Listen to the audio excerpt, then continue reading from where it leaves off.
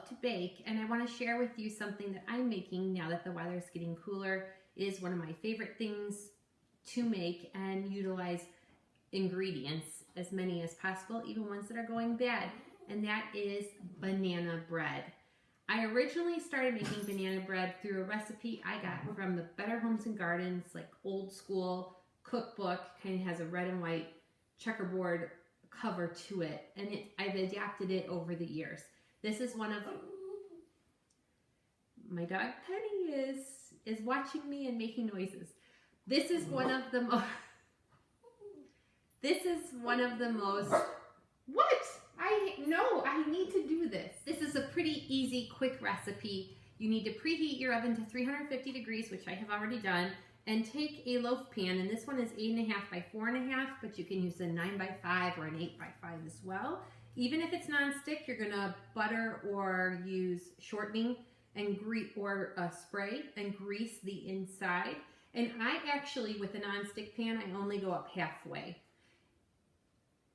It's what the recipe used to say before, and so it's what I always do. I use butter, and I always put extra in the corners. That's a trick. That's a tip. And in my mixing bowl, I'm going to take my bagged bananas. This is 3. You could use 3. You could use 4.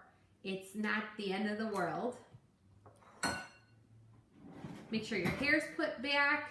Your hands have been washed. It's a fun, family-friendly, easy for kids to make, and I think kids like making this, and unfortunately today I don't have any helpers, but these bananas are basically oozing out of their peels. You need some salt, and you need about 1/8 of a teaspoon of salt. I eyeball it. I sprinkle it on the bananas. This is going to help release some of the moisture and bring out more of that banana flavor. I'm going to take a potato masher. You could also use a fork or spoon, or if you had a hand mixer, that's fine too. I try to make this as simple and as few dirty dishes as possible. So you'll see I have a 1 teaspoon measurer, I have a spoon, and I have a 1/2 cup.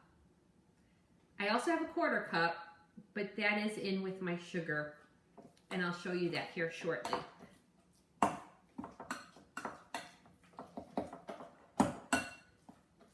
The softer your bananas are, the easier and quicker they'll mash. If there's chunks, that's fine. So I mash them up, and I used a clear glass bowl so you could see what I'm doing. And you'll get a lot of noise because it's a glass bowl. Now that we've mashed our bananas, to this we're going to add, and this is where my recipe has changed dramatically from the original Better Homes and Gardens cookbook recipe. I use 1/4 cup of packed brown sugar. You could use light brown sugar or dark brown sugar. It doesn't matter. I think it adds a richness to the banana bread.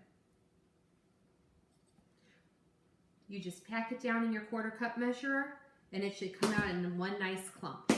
You're going to add 1/2 cup of regular white sugar. I know what you're thinking, that's a lot of sugar, and it definitely is. You don't want to eat the whole loaf in one sitting. To that, we're going to add 1/4 cup of vegetable oil. It could be canola, it could be a blend oil. To this, I'm going to add 1 egg right from the get-go. I don't have to pre-mix anything. Add your egg. And then we're going to take our spoon or spatula, whatever you prefer, and you're just going to gently mix this. You want it combined. Basically, you want to make sure the egg is combined. Everything else will fall into place. No big clumps of sugar, brown sugar, or visible yellows or whites of the egg. So give this a nice stir. And a big spoon or rubber spatula works really good here. This should be somewhat liquidy. Now we're going to add our flour or flours. If you have whole wheat flour in your house, this is a good opportunity to use it. I like a blend of a 1/2 cup of whole wheat and 1 cup of regular all-purpose flour. If you don't have whole wheat, just use 1.5 cups. of regular all-purpose white flour. I also am going to say I don't measure the flour for this banana bread like I normally measure flour. I normally scoop the flour into my measuring cup everything else I do when I bake. But in this case, because of how that recipe originally was written and how I've always done it, I have just scooped the measuring cup in. And I shake it till it's somewhat level, and I add it. So I'm going to add 1/2 cup of whole wheat flour, and then I'm going to do 1 cup of all-purpose unbleached white flour. Like I said, you can use all regular unbleached flour, all-purpose, if you want. I don't know if you'll get the lift if you use all wheat flour. So I only use a portion of it to wheat flour. I hope that's not too confusing. 1/2 cup of whole wheat flour and 1 cup of regular all-purpose flour. And this one I use so much that I actually keep a measuring scoop in here. And like I said, I do not measure it like I would any other time I bake. This is a recipe I have been doing since I was a child. We've already added our salt. Next, we're going to add our leavening ingredients. I'm going to take my spoon and I'm going to kind of make a well in the middle of my flour. It's sitting on top. I didn't mix it in yet. I'm going to do a 1/4 teaspoon of baking soda. And just so you know, I am completely eyeballing that 1/4 teaspoon and sticking it in there. Then I'm going to do 1½ teaspoons of baking powder. And here's a trick, and I probably have said it in other videos in the past if you've seen any. And I'm really low on baking powder. Powder puffs and soda spreads. And once you get that, it kind of makes sense with every time you add a leavener, soda, especially cookies, soda spreads and powder puffs. So baking powder is going to help it rise, and the baking soda is going to help it kind of spread out. So I added those in. I'm also going to add my secret ingredient. The original recipe said to use cinnamon. You could use cinnamon if you want. You want a 1/4 teaspoon of cinnamon.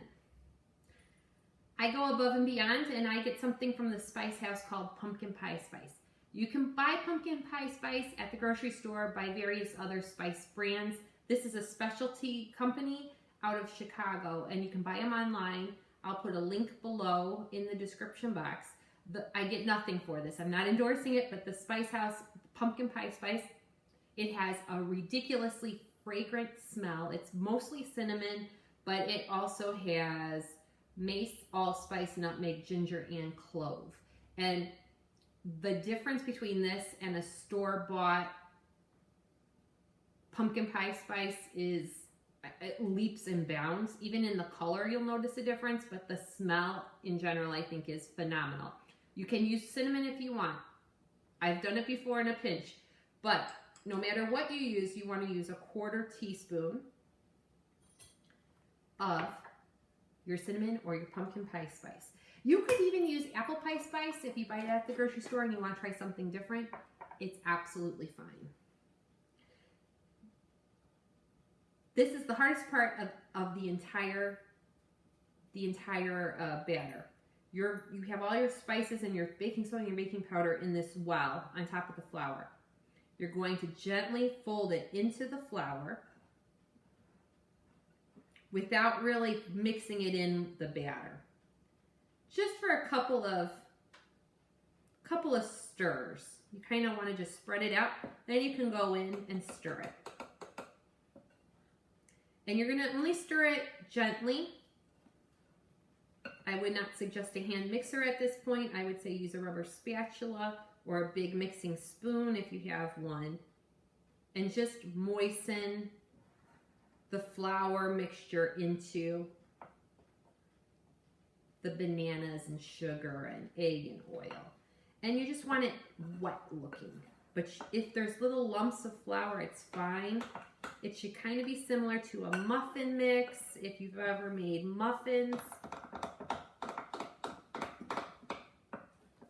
So it's nice and moist. This is the moment where if you wanted to add nuts, you can add a 1/2 cup of nuts. Chop them up, walnuts, pecans, work good in this. If you don't have nuts, if you don't want to add nuts, don't add nuts. It's that simple. Pour it into your baking pan and you're going to put it in the oven. You want it in the center of the oven, 350, and it takes roughly 50 to 60 minutes depending on how your oven's internal temperature is and how your oven bakes. Everybody's ovens are different. So I would say check it around the 50-minute mark. It should spring back if you touch it in the center. If it's liquidy, do put it in a little longer. It's that simple. I'll show you pictures of mine when I take it out. And that's how simple it is. I think I'm going to pass on the nuts on this one today. So I'm just going to pour it in.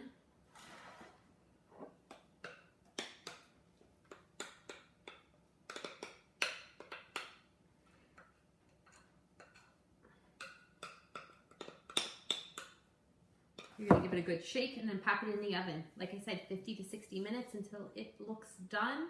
And you're going to take it out of the oven, let it cool in its pan for about 10 minutes, and then you can take it out of the pan and it will steam as you do that. You will notice some steam from the bottom. Wrap it in tin foil and it will stay moist and it will stay fresh for probably about 5 days if it can last that long. Thanks for watching. I hope you try making banana bread and I hope you enjoy it. Let me know in the comments if you have any hints, tricks, tips, or questions, and thanks. Have a great day.